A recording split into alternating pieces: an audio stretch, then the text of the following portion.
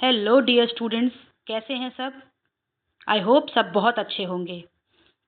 मैं आपकी एडुकेटर वैष्णवी दुबे और ये बायोवैदिका चैनल। ठीक है, कल बच्चों हमने पढ़ा था फ्लावर स्ट्रक्चर के बारे में, और जैसा कि मैंने आपसे कहा था आज के लेक्चर में हम पढ़ने वाले हैं पुमंग एंड्रोशियम, जिसे हम male reproductive organ of flower या पुष्प का नर जनन अंग भी कहते हैं। ठीक है, तो चलिए आज का लेक्चर शुरू करते हैं। ओके स्टूडेंट्स, तो देखिए जरा, जैसा कि मैंने कल आपको लास्ट लेक्चर में बताया था, रिकॉल करिएगा कि जो पुमंग होता है एंड्रोशियम, उसकी यूनिट या इकाई को हम क्या कहते हैं? पुंकेसर या स्टेमेन। क्या कहते हैं बच्चों? पुंकेसर या स्टेमेन। याद आया? कल मैंने आपको बताया था। मैंने आपको लास्ट लेक्चर में ये भी पढ़ाया था कि जो स्टेमेन या पुंकेसर होता है उसके दो मेन पार्ट होते हैं। पहला भाग जिसे हम पराग कोश या एंथर कहते हैं, और ये जो पराग कोश होता है बेटा, ये क्या होता है? ऊपरी फूला हुआ भाग, स्वेलन स्ट्रक्चर होता है। इसमें पराग कण मौजूद होते हैं और ये जनन में भाग लेता है, फर्टाइल पार्ट है। ठीक है, यानी कि बच्चों ये जो पराग कोश है, इस पराग कोश के अंदर ही पराग कण, पॉलन ग्रेन्स मौजूद होते हैं। बात समझ में आई? चलिए अब जरा ध्यान दीजिएगा बच्चों, एक बेहद ही इंपॉर्टेंट पॉइंट है। यहाँ मैंने दो पालियां लिख रखी हैं, 2 लोब्स, और 2 एरो भी लगा रखे हैं इस ऑरेंज कलर के स्ट्रक्चर पे जो एंथर है। 2 पालियां। जब आप एक एंथर को देखते हैं, एक पराग कोश को जब आप देखते हैं, तो आपको उसमें 2 लोब यानी 2 पालियां दिखाई देती हैं। इन्हें इसीलिए हम एंथर को क्या कहते हैं? बाइलोब्ड कहते हैं। क्या कहते हैं बेटा? बाइलोब्ड। ठीक है, तो एक टिपिकल एंजियोस्पर्म। अच्छा जरा बताइए तो बच्चों, टिपिकल एंजियोस्पर्म क्या होता है? टिपिकल एंजियोस्पर्म वो एंजियोस्पर्म है जिसमें आवृत्तबीजी या एंजियोस्पर्म पौधे के लगभग सभी लक्षण, सभी गुण पाए जाते हैं, और उसे हम आसानी से प्राप्त भी कर सकते हैं, इसीलिए उसे पढ़ सकते हैं। ठीक है, यानी एक टिपिकल एंजियोस्पर्म। और उदाहरण में क्या बताया था? किसे टिपिकल एंजियोस्पर्म कहते हैं? कैप्सुला को, शेफर्ड्स पर्स। ठीक है बच्चों, तो ये जो टिपिकल एंथर है यानी कैप्सुला का जो परागकोश है वो कैसा होगा? द्विपाली होगा, बाई लोब्ड होगा। कैसा होगा? बाई लोब्ड होगा। ठीक है, चलिए अब जरा देखिए तो बच्चों, ये जो एंथर है, इस एंथर का फिलामेंट कैसा होता है? पतला और लंबा, धागे नुमा होता है। जब भी कोई गुड़हल का पुष्प लीजिए या कोई फूल लीजिए, तो उसमें आपको जो फूल होता है उसमें एंथर जो दिखाई देता है वो तो आपको अच्छी तरीके से दिखता है, लेकिन जो उसका फिलामेंट होता है, पुतंतु, वो धागे नुमा दिखाई देता है। ठीक है, तो इसीलिए हम इसे क्या कहते हैं? धागे नुमा या थ्रेड लाइक। अब देखिए जरा, ये जो फिलामेंट है इसे मैंने यहाँ पिंक कलर से इंडिकेट किया है, डिस्टल एंड और प्रॉक्सिमल एंड। बड़ी प्रॉब्लम है मैम, ये डिस्टल एंड और प्रॉक्सिमल एंड क्या होता है? प्रॉक्सिमल को आप याद रखेंगे पास से, और डिस्टल मतलब दूर। ठीक है बेटा, जो प्रॉक्सिमल है यानी पुष्प के करीब वाला हिस्सा, ऐसा हिस्सा जो थैलेमस यानी पुष्पासन से जुड़ा है। पुतंतु या फिलामेंट का वो हिस्सा जो थैलेमस यानी पुष्पासन से जुड़ा हुआ होगा उसे हम क्या कहेंगे? Proximal end of filament. ठीक है, और वो हिस्सा जो एंथर यानी परागकोश से जुड़ा है उसे क्या कहेंगे? Distal end of filament. ये पुष्प से दूर होता है। जरा एक बार रिकॉल करिएगा, जो प्रॉक्सिमल एंड है वो फिलामेंट का प्रॉक्सिमल एंड थैलेमस से जुड़ा होता है और पुष्प के करीब होता है, और डिस्टल एंड फिलामेंट का डिस्टल एंड परागकोश यानी एंथर से अटैच होता है और पुष्प से दूर होता है। ठीक है बच्चों, चलिए अब जरा देखिए तो, जनरली जो होता है, आपकी एनसीईआरटी ने एक लाइन लिखा है, जाकर के पढ़िएगा। जो पुतंतु होते हैं फिलामेंट, वो आमतौर पर, यूजुअली आमतौर पर उसका प्रॉक्सिमल एंड किससे जुड़ा होता है? पुष्पासन से। इस डायग्राम में आप देख सकते हैं सारे के सारे पुतंतु किससे जुड़े हैं? पुष्पासन से। ठीक है, लेकिन इसके कुछ अपवाद होते हैं बेटा, कुछ एक्सेप्शन होते हैं। कुछ पौधों में ये जो स्टेमेन यानी पुंकेसर का फिलामेंट होता है, पुतंतु होता है, वो जुड़ा होता है दल यानी करोला से, पेटल से। और इस स्थिति को हम कहते हैं इपीपेटालस कंडीशन। क्या कहते हैं? इपीपेटालस कंडीशन। और ये हमें किसमें देखने को मिलता है? जरा देखिए तो, ये हमें देखने को मिलता है सोलोनेसी फैमिली के मेंबर्स में। किसमें? सोलोनेसी परिवार, जैसे आलू हो गया, टमाटर हो गया, इन सब में हमें देखने को मिलता है कि जो पुतंतु है वो किससे जुड़ा है? दल यानी करोला से। ठीक है, चलिए अब एक चीज देखिए जरा तो, यहाँ मैंने आपको एनसीईआरटी का ही एक चित्र दिखा रखा है, एक डायग्राम दिखाया है।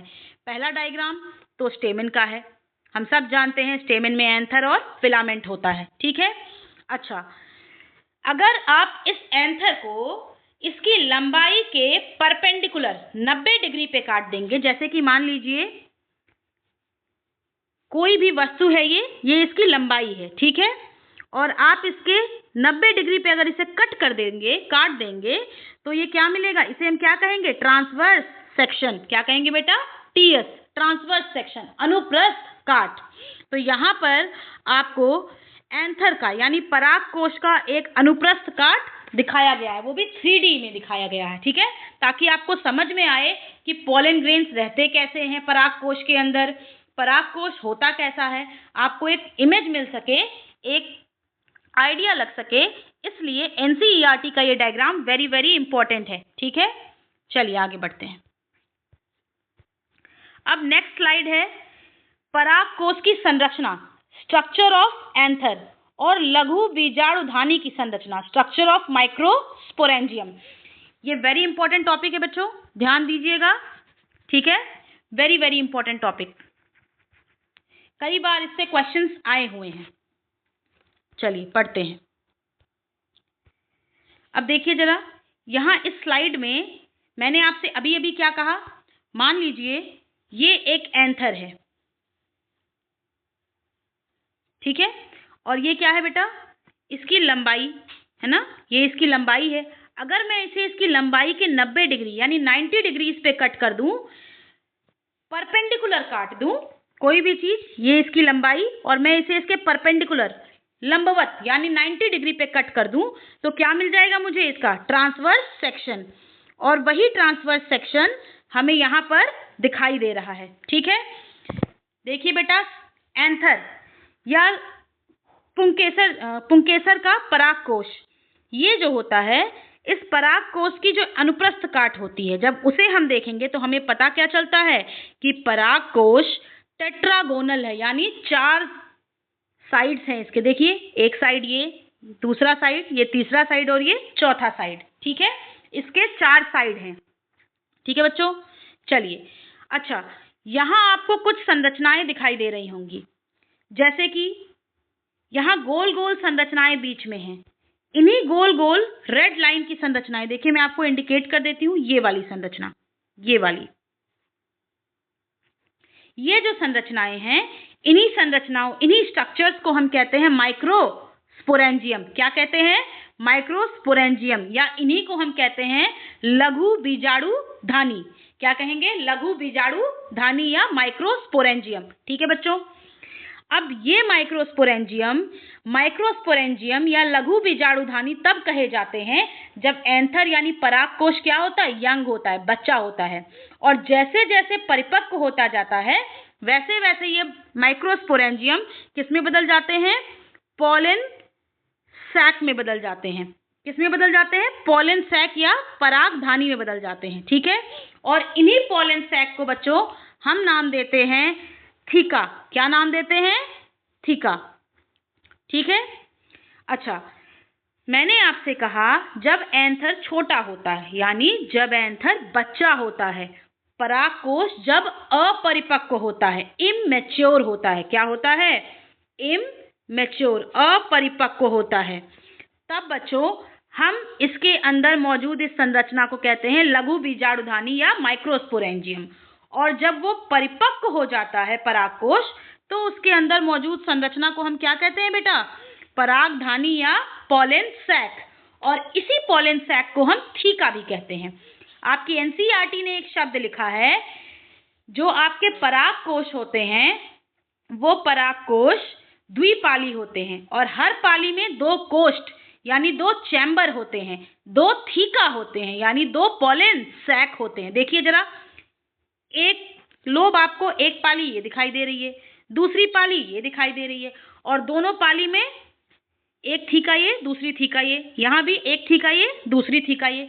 इस सिचुएशन को हम कहते हैं डाईथिकस। क्या कहते हैं? डाईथिकस। ठीक है, यानी कि जो हमारा एंथर होता है, परागकोश होता है, वो कैसा होता है? बाइलोब्ड होता है। याद रखिएगा, कैसा होता है? बाइलोब्ड होता है, 2 पालियां होती हैं। साथ में जब हमने उसका ट्रांसवर्स अनुप्रस्थ काट देखा तो हमें क्या पता चला? इसमें 4 साइड मौजूद हैं। तो कैसा होता है बेटा?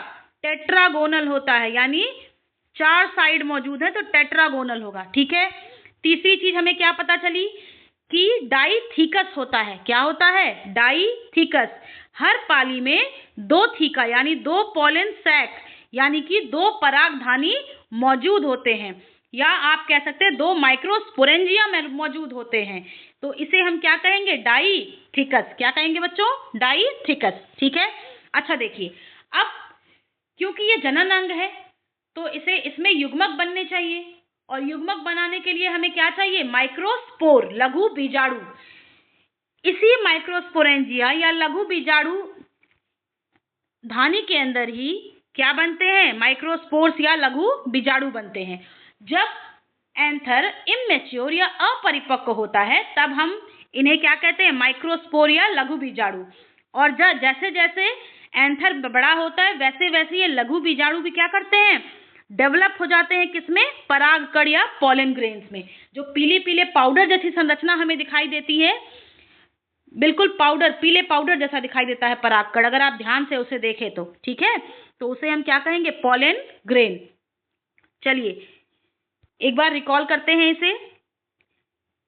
एंथर जब हम उसकी लंबाई के 90 डिग्री पर कट करेंगे उसे, तो एंथर का हमें क्या मिल जाएगा? ट्रांसवर्स सेक्शन यानी अनुप्रस्थ काट मिल जाएगा। और अनुप्रस्थ काट को जब हम देखते हैं बच्चों तो हमें क्या मिलता है कि एंथर कैसा है? 4 साइडेड, टेट्रागोनल। मैंने आपको और क्या बताया था? एंथर बाइलोब्ड है, उसमें 2 पालियां यानी 2 लोब मौजूद हैं। साथ में हर एक लोब, हर एक पाली में 2 चैम्बर या 2 परागधानी मौजूद हैं, 2 थीका मौजूद है, 2 पॉलन सैक मौजूद है। तो आप उसे क्या कहेंगे? डाईथिकस। 3 चीजें सीख ली हमने। एंथर कैसा है? Bilobed, tetragonal, dithecous. एक और चीज रह गई, आइए सीखते हैं। चलिए, अच्छा देखिए, मैंने आपसे कहा हर लोब में 2 थीका है, तो ये जो पूरा एंथर है, दोनों लोब मिला के कितने थीका हुए? 1 2 3 और 4, यानी 4 थीका हो गए। 4 थीका का मतलब 4 माइक्रोस्पोरेंजियम हो गए, और 4 माइक्रोस्पोरेंजियम है इसलिए हम इसे क्या कहेंगे बच्चों? टेट्रास्पोरेंजिएट। क्या कहेंगे? टेट्रास्पोरेंजिएट। मेरे साथ बोलिएगा, क्या कहेंगे इसे? टेट्रास्पोरेंजिएट। ठीक है, ठीक है बच्चों, चलिए आगे बढ़ते हैं। यहाँ मैंने आपकी ही एनसीईआरटी से एक डायग्राम उठा करके लगाया है जिसमें आपको दिखाया है क्या? सबसे पहला वाला डायग्राम देखिए, ए वाला, transverse section of a young anther. जब एंथर बच्चा था, क्या था? बच्चा था। जब एंथर अपरिपक्व था परागकोश, तब उसका अनुप्रस्थ काट है ए वाला। ध्यान से देखिएगा बच्चों जरा, इसमें आपको कुछ लेयर दिखाई दे रहे हैं। Epidermis, endothecium, sporogenous tissue, tapetum और मिडिल लेयर। एपिडर्मिस को हम बाह्य परत भी कहते हैं। ठीक है, उसके बाद आती है आपकी एंडोथीसियम, फिर स्पोरोजिनस टिश्यू, फिर टैपिटम और फिर मिडिल लेयर। ठीक है, इसका क्रम बेसिकली क्या होता है? देखिए, सबसे पहले क्या होगा? एपिडर्मिस सबसे बाहर की तरफ, उसके बाद एंडोथीसियम, उसके बाद मिडिल लेयर, उसके बाद सबसे अंदर की तरफ टैपिटम, और बीच में क्या होगा बच्चों? स्पोरोजिनस टिश्यू होगा। ठीक है, जैसे अगर मैं एक सर्कल में बताने की कोशिश करूं, सबसे बाहर एपिडर्मिस, फिर एंडोथीसियम, फिर मिडिल लेयर, फिर टैपिटम, और ये बीच में हमारा क्या मौजूद है? Sporogenous tissue. क्या मौजूद है?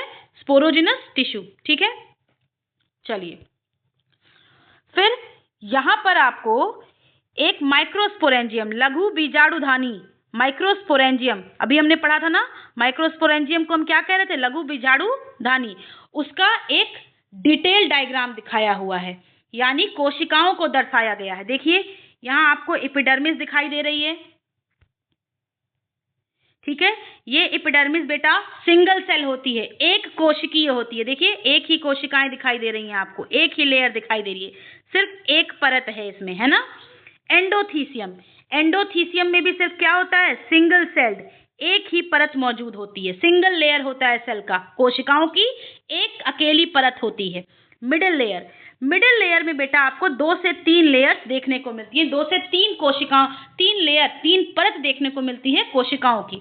और सबसे अंदर क्या होता है, माइक्रोस्पोर मदर सेल। क्या होता है, माइक्रोस्पोर मदर सेल। इसी को बेटा हम स्पोरोजिनस टिश्यू भी कहते हैं, आगे बताऊंगी क्यों। और इसी को हम पॉलन मदर सेल भी कहते हैं, या पोटेंशियल मदर सेल भी कहते हैं, यानी स्पोरोजिनस टिश्यू या माइक्रोस्पोर मदर सेल, ठीक है। और इसके जस्ट बाहर की तरफ देखिए, माइक्रोस्पोर मदर सेल या स्पोरोजिनस टिश्यू के जस्ट बाहर की तरफ क्या मौजूद होता है, टैपेटम। ये टैपेटम नरिशमेंट देता है, पोषण प्रदान करता है, किसको, स्पोरोजिनस टिश्यू या माइक्रोस्पोर मदर सेल को, ठीक है। लघु बीजाणु जनन मातृ कोशिकाओं को क्या प्रोवाइड करता है, नरिशमेंट प्रोवाइड करता है। और ये एक मैच्योर, तीसरा वाला जो डायग्राम है देखिए, एक परिपक्व एंथर के फटने को दिखाया गया, जरा देखिए तो पॉलन ग्रेन से भरे हुए इसके अंदर, है ना। चलिए आगे बढ़ते हैं। यहाँ ऊपर वाले ही डायग्राम को आपको दिखाया गया है और समझाया गया है, देखिए समझने की कोशिश करिएगा। ये एक एंथर है, जब एंथर क्या था बेटा, यंग था,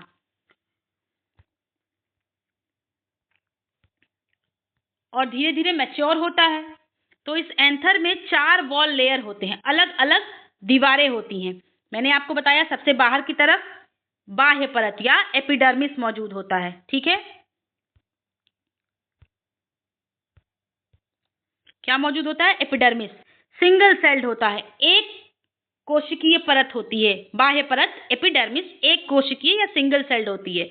एंडोथीसियम भी सिंगल सेल्ड होती है। मिडिल लेयर 1 से 3 सेल या 2 से 3 सेल थिक होती है। फिर आता है टैपेटम। अच्छा देखिए जरा, इस टैपेटम के अंदर मौजूद होता है क्या, स्पोरोजिनस टिश्यू। ये जो स्पोरोजिनस टिश्यू है, ये कैसी होती हैं, द्विगुणित कोशिकाएं होती हैं, और यही द्विगुणित कोशिकाएं आगे चल के माइक्रोस्पोर मदर सेल या पॉलन मदर सेल बनाती हैं। ये भी क्या होती हैं, 2n यानी द्विगुणित। और अब इनमें क्या होगा, अर्धसूत्री विभाजन यानी मियोसिस। आपको पता है मियोसिस में क्रोमोसोम नंबर 2n से क्या हो जाता है बच्चों, n हो जाता है, यानी कि माइक्रोस्पोर मदर सेल ही आगे चल के माइक्रोस्पोर और परिपक्वता के बाद पॉलन ग्रेन बनाती हैं, ठीक है। पॉलन ग्रेन जो होते हैं वो कैसे होते हैं, हैप्लॉइड, अगुणित, यानी क्रोमोसोम की जो संख्या होती है वो कैसी होगी, n होगी, याद रखिएगा। एक बार रिकॉल करिए, sporogenous tissue, microspore mother cell, दोनों में जो क्रोमोसोम की संख्या होती है वो 2n होती है, जबकि पॉलन ग्रेन या माइक्रोस्पोर में क्रोमोसोम की संख्या n होती है, ठीक है बच्चों। एक बहुत इंपॉर्टेंट इंफॉर्मेशन देखिए क्या है, मैंने आपको बताया टैपेटम जो है, ये टैपेटम पोषण प्रदान करता है, किसे, स्पोरोजिनस कोशिकाओं को, किसे, स्पोरोजिनस कोशिकाओं को पोषण प्रदान करता है। ये टैपेटम बच्चों शुरुआत में तो डिप्लॉइड होता है 2n, लेकिन आगे चल के पॉलीप्लॉइड हो जाता है। पॉलीप्लॉइड का मतलब इसका जो प्लॉइडी लेवल है, ये 2n था द्विगुणित, आगे चल के 4n हो जाएगा, 6n हो जाएगा, 8n हो जाएगा, ठीक है, यानी क्रोमोसोम की संख्या बढ़ती जाती है। 2n से 4n, 6n, 8n पॉलीप्लॉइड हो जाता है, ठीक है। ऐसा क्यों, क्योंकि इसमें होता है एंडोमाइटोसिस, आगे समझेंगे एंडोमाइटोसिस क्या है, ठीक है। अब देखिए, ये जो स्पोरोजिनस टिश्यू है, यही आगे चल के माइक्रोस्पोर मदर सेल बनता है। तो स्पोरोजिनस टिश्यू और माइक्रोस्पोर मदर सेल एक ही हैं, थोड़ा सा डिफरेंशिएटेड वर्जन है, यानी थोड़ा सा परिपक्व वर्जन है, ठीक है। अच्छा, यहाँ एक पॉइंट मैंने लिख रखा है, देखिए, स्टोमियम। स्टोमियम वो जगह है जहां से एंथर परागकोश क्या होता है बच्चों, फटता है। क्या होता है, फटता है। ठीक है, अब देखिए, यहाँ मैंने कुछ नोट्स दे रखे हैं आपके लिए, और यहाँ मैं आपको एंडोथीसियम अंतःपरत की कुछ स्ट्रक्चर, संरचनाएं समझाऊंगी। ठीक है, परागकोश का अनुप्रस्थ काट जो होता है, ट्रांसवर्स सेक्शन ऑफ एंथर, कैसा होता है, चार साइडेड होता है, टेट्रागोनल। लघु बीजाणुधानी या माइक्रोस्पोरेंजियम जब हम अनुप्रस्थ काट में देख रहे थे बेटा, देखिएगा जरा, तो आपको कैसा दिखाई दे रहा था, सर्कुलर। क्या ये आपको गोल दिख रहा है, देखिए तो, ये रहा आपका लघु बीजाणुधानी, और ये कैसा है बच्चों, देखने में तो मुझे ये गोल दिखाई दे रहा है। कैसा दिखाई दे रहा है, गोल, यानी सर्कुलर। तो जब हम देखते हैं टीएस में किसी भी परागकोश को, तो वो हमें चार साइडेड दिखाई देता है, टेट्रागोनल। और माइक्रोस्पोरेंजियम कैसा दिखेगा, ट्रांसवर्स सेक्शन यानी अनुप्रस्थ काट में, सर्कुलर, गोल दिखाई देगा। अब जब जो लेयर्स हमने पढ़े थे, अभी पढ़ते पढ़ी थी, एपिडर्मिस, एंडोथीसियम, मिडिल लेयर और टेपिटम, इनके बारे में पढ़ते हैं। आइए, एपिडर्मिस बाह्य परत होती है, सबसे बाहर की तरफ होती है, देखिए, है ना, सबसे बाहर की तरफ। सिंगल सेल होती है, एक कोशिका की बनी होती है, और साथ में क्या करती है बच्चों, प्रोटेक्शन, सुरक्षा करती है। क्या करती है, सुरक्षा। क्या करती है बेटा, सुरक्षा करती है। ठीक है, एंडोथीसियम अंतःपरत, ये जो अंतःपरत होती है बच्चों, ये भी सिंगल सेल होती है, एक कोशिकीय होती है, हर कोशिका द्विगुणित होती है। ठीक है, इसे हम फाइब्रस परत भी कहते हैं। क्यों, क्योंकि इसमें अल्फा सेलुलोजिक तंतु पाए जाते हैं, अल्फा सेलुलोज के तंतु इसमें पाए जाते हैं, इसीलिए अंतःपरत यानी एंडोथीसियम को हम फाइब्रस परत या फाइब्रस लेयर भी कहते हैं। और साथ के साथ ये, और देखिए क्या होता है, साथ के साथ ये वाटर लविंग होता है, यानी पानी को अवशोषित करता है। पानी को अवशोषित करेगा तभी तो मैच्योर एंथर, परिपक्व परागकोश फटेगा। फटने में क्या करता है, परागकोश के मदद करता है। जो इसकी कोशिकाएं होती हैं वो पानी को अवशोषित करती हैं, वाटर लविंग होती है ना, पानी को अवशोषित करती हैं, और पानी अवशोषित करने की वजह से एंथर के फटने में मदद करती हैं। ये टर्म याद रखिएगा, हाइग्रोस्कोपिक होती हैं। ठीक है, चलिए एक चीज और देखिए जरा, एंडोथीसियम की जो कोशिकाएं होती हैं, जो परत होती हैं, उनका मैंने एक छोटा सा डायग्राम आपको कट करके दिखाया है। इस डायग्राम को समझिएगा, क्यों कह रहे हैं बेटा, देखिए, इसकी जो अंदरूनी दीवारें हैं कोशिकाओं की, और जो साइड वाली दीवारें हैं, इन पे कैलोज की पट्टियां, कैलोज के बैंड मौजूद हैं, और अल्फा सेलुलोज के तंतु मौजूद हैं, जिसके कारण क्या करते हैं, पानी को अब्सॉर्ब करते हैं, अवशोषित करते हैं, और एंथर यानी परागकोश के फटने में उसकी मदद करते हैं। ठीक है, चलिए तीसरा है मिडिल लेयर, मध्य परत। मध्य परत जो होती है, मिडिल लेयर, ये बेटा पैरेन्काइमा कोशिकाओं की बनी एक परत होती है, 2 से 3 सेल थिक होती है, 2 से 3 कोशिकीय मोटी परत होती है, यानी 2 या 3 परतें मौजूद होती हैं, किसकी, मिडिल लेयर की। इनका काम क्या है, पैरेन्काइमा का काम हमें पता है क्या होता है, भोजन का संचय करना, फूड स्टोरेज करना। तो ये क्या करती है, मिडिल लेयर की कोशिकाएं फूड का स्टोरेज करती है, याद रखिएगा, very important, parenchymatous, food storage. और साथ में अब देखिए, बड़ी चालाक है टेपिटम की कोशिकाएं। अगर आप ध्यान से देखें तो बाहर एपिडर्मिस था, अंदर एंडोथीसियम था, फिर मिडिल लेयर की कोशिकाएं थी, ये सारी, है ना, ये मिडिल लेयर है, और ये रहा अंदर टेपिटम, और ये रहा स्पोरोजिनस टिश्यू, लघु बीजाणु जनन मातृ कोशिकाएं यानी स्पोरोजिनस टिश्यू। अब ये टेपिटम क्या करता है बेटा, देखो, ये टेपिटम इस मिडिल लेयर से सारा पोषण ले लेता है धीरे धीरे करके, और इस पोषण को किसको देता है, स्पोरोजिनस टिश्यू या पॉलन मदर सेल को। अब जैसे आपका कोई दोस्त आपसे कोई सामान लेके दूसरे दोस्त को दे दे, तो सेकंड नंबर वाले फ्रेंड को क्या लगा कि उसी ने उसे वो सामान दिया है। ठीक है, यानी मिडिल लेयर भोजन संचय तो करता है, बाद में उस भोजन को कौन ले लेता है, टेपिटम, और टेपिटम उस खाने को किसे पहुंचा देता है, स्पोरोजिनस टिश्यू को। क्यों, क्योंकि स्पोरोजिनस टिश्यू से ही तो आगे चल के पॉलन ग्रेन या माइक्रोस्पोर बनेंगे। तो इसलिए स्पोरोजिनस टिश्यू या पॉलन मदर सेल को क्या चाहिए बेटा? पोषण चाहिए। वो पोषण आपकी एनसीईआरटी लिखती है कि टेपिटम पहुंचाता है, पर टेपिटम को कहाँ से मिलता है? मिडिल लेयर यानी मध्य परत से। अच्छा देखिए जरा, तो ये जो मिडिल लेयर होती है ये इफीमेरल होती है, शॉर्ट लिव्ड होती है, बहुत थोड़े टाइम के लिए रहती है। क्यों? जब एंथर बच्चा होता है तब तो आपको मिडिल लेयर दिखाई देगा, लेकिन जब एंथर परिपक्व हो गया, मैच्योर हो गया, तो उसमें नहीं मिलता है। क्यों बच्चों? भोजन खत्म हो जाएगा तो कोई भी कोशिका क्या हो जाएगी? मृत हो जाएगी, मर जाएगी। इसीलिए मैच्योर एंथर में नहीं पाया जाता है। अब आ जाइए टेपिटम। टेपिटम को ही हम न्यूट्रिटिव लेयर कहते हैं। क्यों कहते हैं? क्वेश्चन आया मैम मिडिल लेयर दे रहा था ना भोजन, तो हाँ बिल्कुल दे रहा था, लेकिन मिडिल लेयर से लेके कौन दे रहा था? टेपिटम। लघु बीजाणु मातृ कोशिकाओं को किससे मिला? टेपिटम से। स्पोरोजिनस टिश्यू या पॉलन मदर सेल को किससे मिला बेटा? टेपिटम से मिला। इसीलिए हम टेपिटम को क्या कहते हैं? न्यूट्रिटिव लेयर कहते हैं। ठीक है, और ये बिल्कुल एडजेसेंट होती है, सटी हुई होती है। किससे? स्पोरोजिनस टिश्यू से। अब आइए एक पॉइंट डिस्कस करते हैं। ये जो टेपिटम है बच्चों, ये पहले क्या होता है? एक सेल होता है इसमें, ठीक है। फिर इसके न्यूक्लियस में इसका जो केंद्रक है वो तो विभाजित हो जाता है, डिवाइड हो जाता है, और बाई न्यूक्लिएट सेल यानी दो न्यूक्लियस वाला सेल बन जाता है। आपको याद होगा कोई भी कोशिका जब डिवीजन करती है तो डिवीजन करने के समय उस कोशिका में पहले केंद्रक विभाजित होता है और उसके बाद साइटोप्लाज्म विभाजित होता है, फिर दो कोशिकाएं बनती हैं। अब देखिए जरा यहाँ क्या हो रहा है। यहाँ पर बेटा केंद्रक तो विभाजित हो गया, फिर केंद्रक दोबारा विभाजित हो गया, लेकिन आप ध्यान दीजिएगा, एक बार केंद्रक विभाजित हो गया, डिवाइड हो गया, दोबारा फिर डिवाइड हो गया, लेकिन सेल जो है वो अलग नहीं हो रही है। और सेल अलग ना होने की वजह से ये यूनिन्यूक्लिएट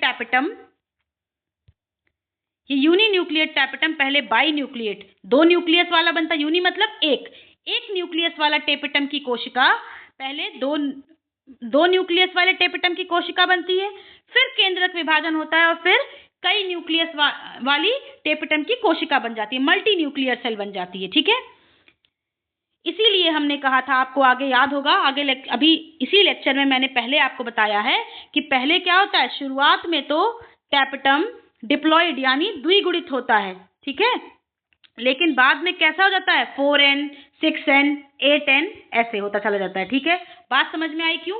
क्योंकि बेटा इसमें केंद्रक विभाजन तो हो रहा है लेकिन कोशिका विभाजन नहीं हो रहा है। एक ही कोशिका में कई सारे केंद्रक बन गए, द्विगुणित कोशिका 4n 6n 8n में बदल गई। ठीक है, बात समझ आई? अब देखिए टैपेटम के कार्य क्या हैं। टैपेटम क्या करता है बेटा? फंक्शंस ऑफ टैपेटम, ये जो स्पोरोजिनस टिश्यू है, लघु बीजाणु मात्र कोशिकाएं, यानी जिनसे क्या बन रहा है, पॉलन ग्रेन या माइक्रोस्पोर, उनको पोषण प्रदान करने का काम करते हैं। साथ में स्पोरोपोलिनिन। अब स्पोरोपोलिनिन क्या है मैम? बिल्कुल बताते हैं।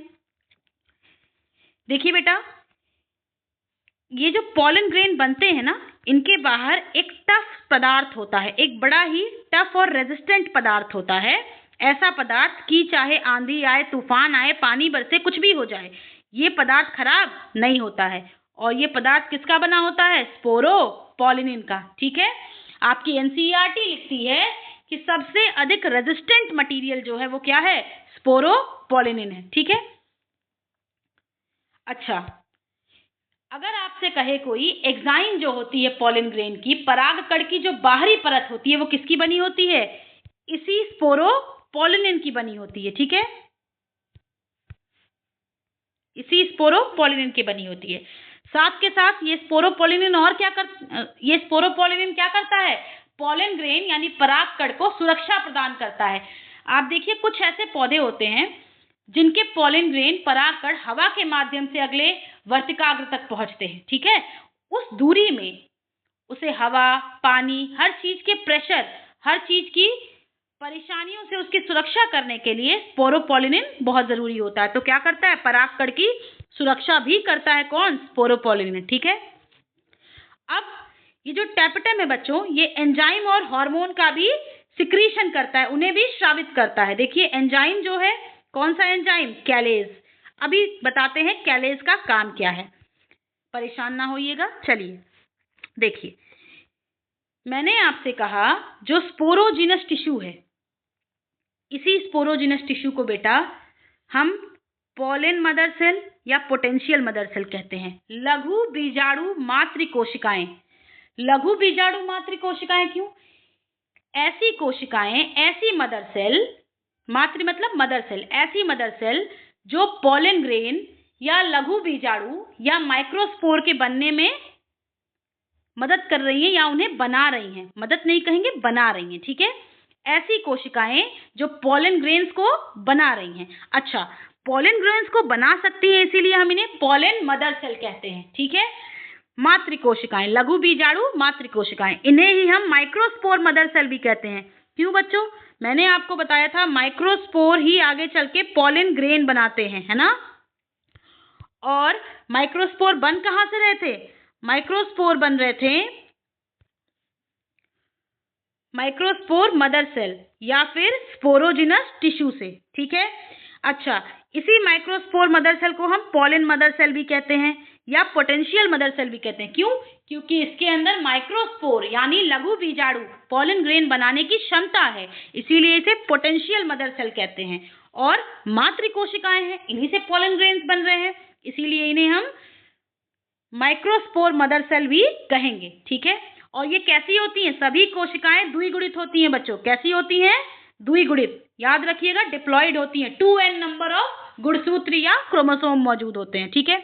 अच्छा देखिए, अब इनमें कौन सा विभाजन होगा? विभाजन होगा बच्चों मियोसिस, अर्धसूत्री विभाजन। 2n से n हो जाएंगी सभी कोशिकाएं, ठीक है। और क्या बनाएंगी? एक माइक्रोस्पोर का टेट्राएड बनाती हैं, जिसे हम पॉलन टेट्राएड भी कहते हैं। जैसे देखिए तो यहाँ ये रहा टेट्राएड, इसमें एक कोशिका ये रही, दूसरी ये, तीसरी ये और चौथी ये, 4 कोशिकाएं हैं, 4 सेल्स हैं, इसीलिए माइक्रोस्पोर टेट्राएड। और इनके बीच में ना कैलोज की लेयर होती है और चारों तरफ भी। इसी कैलोज की परत को जब तक आप इस कैलोज की परत को तोड़ेंगे नहीं, तब तक आपको माइक्रोस्पोर या पॉलन ग्रेन अलग अलग नहीं मिल सकते। इसीलिए जो हमारा टेपिटम था वो क्या कर रहा था? कैलेज एंजाइम का सिक्रीशन कर रहा था। ये कैलेज एंजाइम क्या करता है? इस कैलोज लेयर को डिसॉल्व कर देता है, हटा देता है, ठीक है। और जो हमारा माइक्रोस्पोर टेट्राएड था, इससे क्या बन गया बेटा? 4 माइक्रोस्पोर्स बन गए, यानी 4 पॉलन ग्रेन्स बन गए, ठीक है। एक बार रिकॉल करेंगे सारा। मैंने आपसे क्या बताया? देखिए, स्टेमेन, पुंकेसर क्या है? एंड्रोशियम की इकाई होती है, यूनिट ऑफ एंड्रोशियम होता है। अच्छा, मैंने आपसे और क्या बताया? ये जो एंथर होता है बेटा, ये कैसा होता है? बाइलोब्ड होता है ना। साथ में और कैसा होता है? डाइथिकस होता है। कैसा होता है बच्चों? डाइथिकस। और कैसा होता है? टेट्रास्पोरेंजिएट। 4 स्पोरेंजिया थे एक एंथर के अंदर, है ना, टेट्रास्पोरेंजिएट। फिर बताइए तो क्या डाइथिकस भी होता है? हाँ, ये तो हमने लिख लिया। चलिए,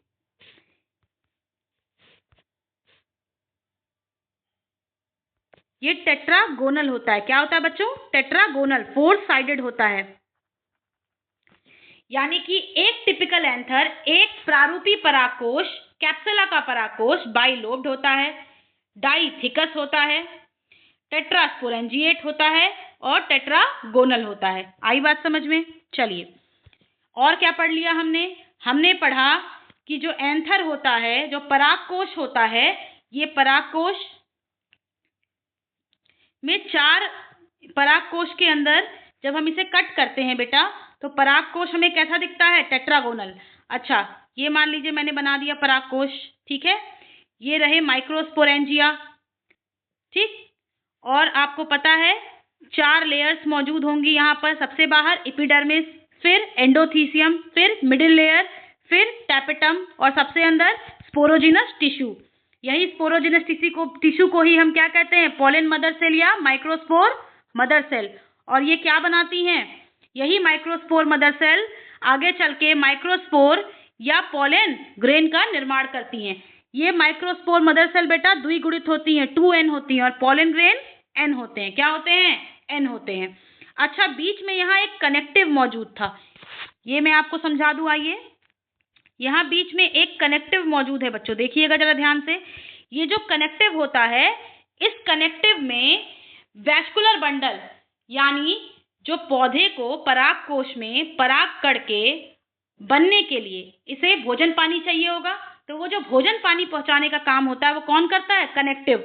ठीक है, कनेक्टिव में वैस्कुलर बंडल, जाइलम और फ्लोएम मौजूद होते हैं। ठीक है, ये क्या करेगा? भोजन पानी पहुंचाने का काम करता है। किसको? पराग कोश को। ठीक है बच्चों, चलिए। अच्छा देखिए एक बात और, जो मिडिल लेयर होती है ना, वो मिडिल लेयर आपको सिर्फ यंग एंथर में देखने को मिलती है। मैच्योर एंथर, परिपक्व एंथर में आपको, बड़े हो चुके एंथर में आपको मिडिल लेयर देखने को नहीं मिलेगी। एक और बहुत इंपॉर्टेंट पॉइंट है बच्चों, चलते चलते देख लेते हैं, वो क्या है देखिए जरा।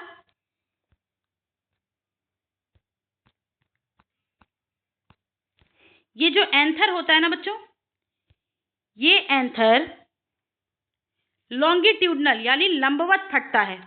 अगर आप ध्यान से देखेंगे तो ये लंबवत फटता है। मैं आपको सबसे पहले वाले पेज पर डायग्राम दिखा देती हूँ। देखिए, ये रहा, देखिए यहाँ आपको लाइन ऑफ डेहिसेंस दिख रहा है, यानी एंथर जहां से फट रहा है परागकोश, ये लंबाई में फट रहा है, दिख रहा है ना आपको।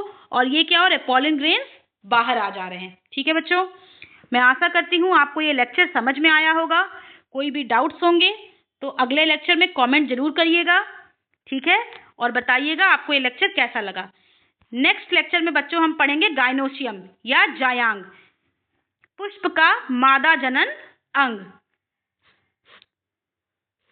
तो आज के लिए इतना ही बच्चों। चैनल को लाइक, शेयर और सब्सक्राइब करना ना भूलिएगा, ताकि ज़्यादा से ज़्यादा बच्चों की क्या हो सके? हेल्प हो सके। ठीक है, मिलते हैं कल। पुष्प के मादा जनन अंग यानी जायांग के साथ। ठीक है, थैंक यू।